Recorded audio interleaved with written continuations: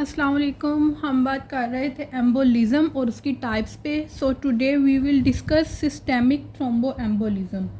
सो अगर हम देखें कि सिस्टेमिक थ्रोम्बो एम्बोलिज़म यानी सिस्टेमिक एम्बोलाई अराइज कैसे होता है। सो सिस्टेमिक एम्बोलाई जो है वो 80% मतलब मेजॉरिटी जो है ना वो इंट्राकार्डिक म्यूरल थ्रोम्बाई से ओरिजिनेट होता है। अब ये जो 80% है इसका ऑलमोस्ट 2/3 दैट इज़ अप्रॉक्सीमेटली 53% ये होता है लेफ्ट वेंट्रिकुलर इन्फार्क्ट से। ठीक है, अब बाकी का 25% is from dilated left atria. ठीक है, and the reminder that is approximately 2% it is through aortic aneurysm and thrombi overlying ulcerated atherosclerotic plaque,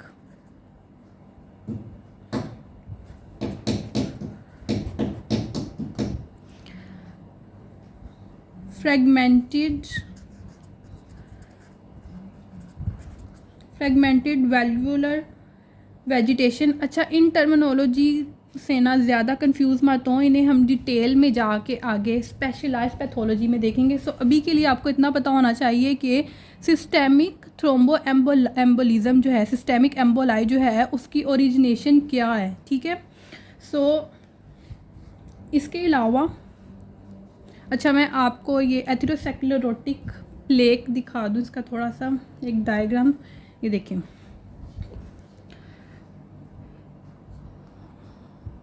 ये वेसल है। ठीक है, नॉर्मल वेसल। अब ये ल्यूमेन है, इधर है plaque in the lining form in the lining of artery. ठीक है, अब ये प्लेक ग्रो करना शुरू हो गया है और इसकी वजह से क्या हो रहा है, लाइनिंग ऑफ आर्टरी डैमेज हो रही है। ठीक है, अब ये देखें, ये इन्होंने जूम किया हुआ है। अब ये जो प्लेक है ये रप्चर हो रहा है यहाँ पे। अब इसकी वजह से जो है ना, ये देखें यहाँ पे ब्लड क्लॉट फॉर्मेशन हो रही है। ठीक है, डैमेज या कोई रप्चर हो तो उसके रिजल्ट में ब्लड क्लॉटिंग हो जाती है ना, यहाँ पे ब्लड क्लॉट फॉर्म हो रही है जिसकी वजह से जो है ब्लड फ्लो लिमिट हो जाएगा। ठीक है, अब आपने यहाँ पे एक बात नोट की होगी कि इधर मेंशन किया हुआ है आर्टरी। सो जिस तरह हमने पीछे देखा था कि पल्मोनरी एम्बोलिज्म में मेनली जो वेसल इन्वॉल्व थी दीज आर वेन्स। यहाँ पे हम लोग बात करेंगे आर्टरीज की। अब नेक्स्ट पॉइंट देखें, अब हम ये जो रिमेनिंग 2% की बात कर रहे हैं इसमें aortic aneurysm, ulcerated atherosclerotic plaque, fragmented valvular vegetation और यहाँ आप थोड़ा कंफ्यूज होंगे वीनस सिस्टम।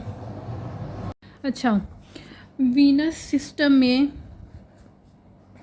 सिस्टम से भी ओरिजिनेट हो सकता है सिस्टेमिक एम्बोलाई। ठीक है, अब देखिए ये चीज़ कंफ्यूजिंग है कि ये तो मेनली आर्टीरियल सिस्टम को करता है, तो वीनस सिस्टम की बात क्यों? इसीलिए ना इसे कहते हैं पैराडॉक्सिकल एम्बोलाई।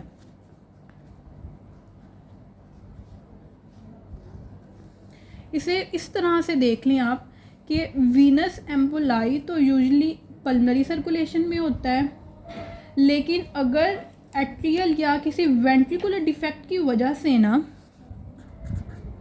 लेकिन जैसे ये राइट साइड ऑफ हार्ट है, right atrium, right ventricle, left atrium, left ventricle.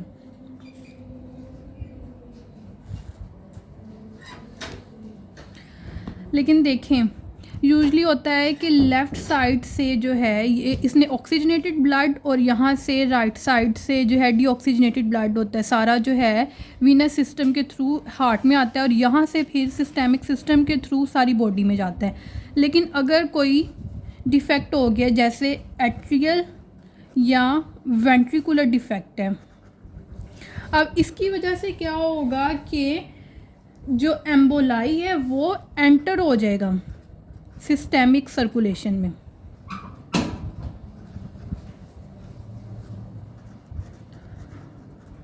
Usually तो ऐसे नहीं होना चाहिए था, लेकिन ये इस डिफेक्ट की वजह से एंटर हो गया। इस वजह से इस किस्म के एम्बोलाई को पैराडॉक्सिकल एम्बोलाई कहते हैं, जो कि वीनस सिस्टम में ओरिजिनेट हो रहे हैं। ठीक है, okay, so back to the points. Venous emboli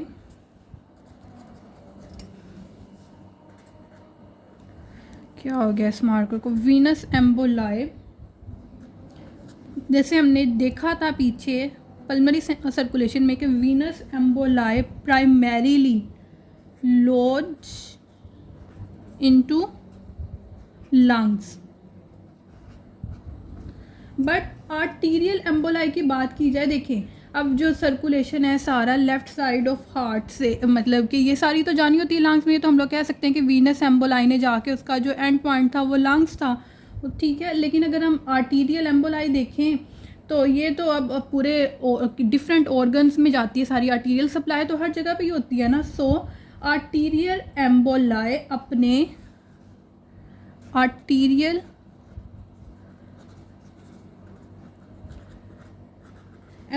अपने point of origin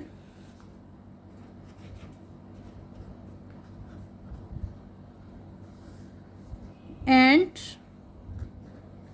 relative flow rates of blood to downstream tissue, ठीक है, उसके अकॉर्डिंगली कहीं भी ट्रैवल कर सकता है।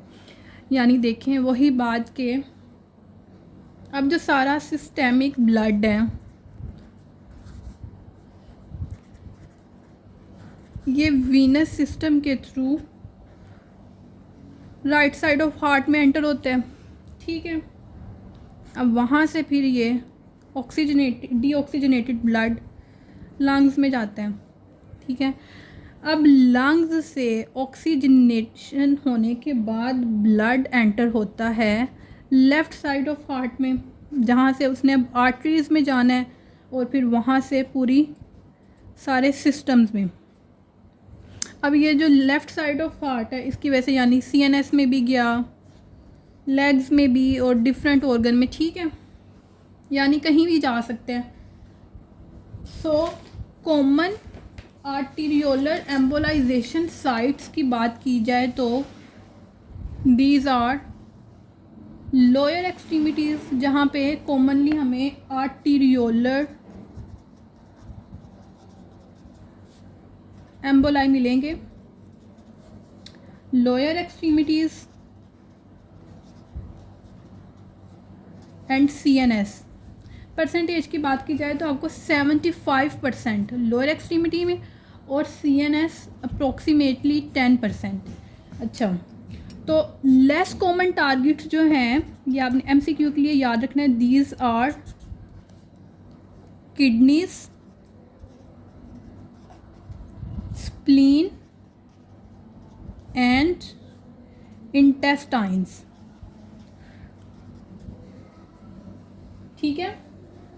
अब ये बड़ी सिंपल सी बात है कि एम्बोलाइजेशन के कॉन्सिक्वेंसेस क्या होंगे, ये डिफरेंट फैक्टर पे डिपेंड करता है। जैसे आप सिंपली देखें कि कोलेट्रल सप्लाई अवेलेबल है कि नहीं है, कोलेट्रल सप्लाई है कि नहीं इस चीज़ पे। जैसे वेसल्स कितनी ऑक्लूड हुई हैं, जितनी वेसल ऑक्लूड होंगे कॉन्सिक्वेंसेस उतने ज़्यादा होंगे। इसके अलावा ऑक्लूजन लिख लें। इसके अलावा देखें कि जो टिश्यू अफेक्ट हो रहा है उसकी वल्नरेबिलिटी क्या है टू एनोक्सिया, ठीक है।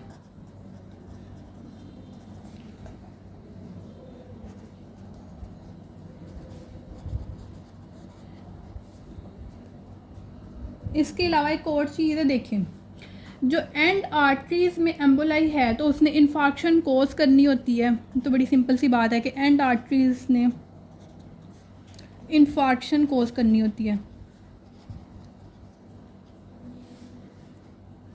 और आर्टीरियल एम्बोला की बात करें तो ये तो अक्सर ही एंड आर्टरीज में लॉज होती हैं, so they usually cause infarction. Next बात करते हैं फैट एम्बोलिज्म की, which is the next type of embolism.